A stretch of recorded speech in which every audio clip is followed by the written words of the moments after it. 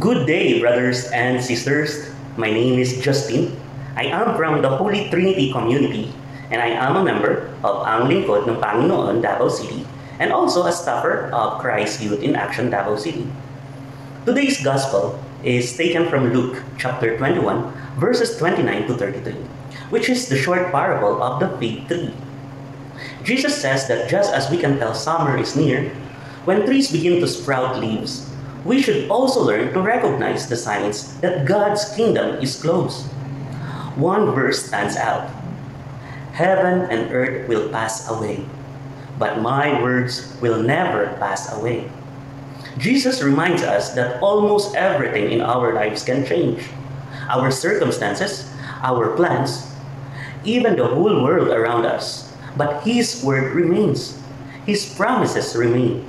His love remains.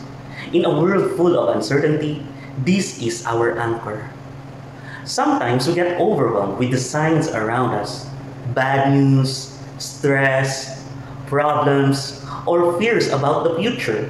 But Jesus is calling us not to panic, but to pay attention, to stay awake spiritually, and to keep our hearts rooted in what does not fade, His word and His faithfulness.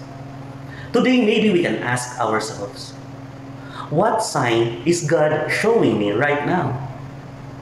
Where is He inviting me to trust Him more? Do I rely more on temporary things or on His unchanging word?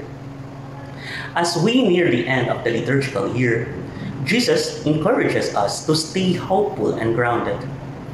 Whatever is happening around us, God's promises do not fail, and He is always near.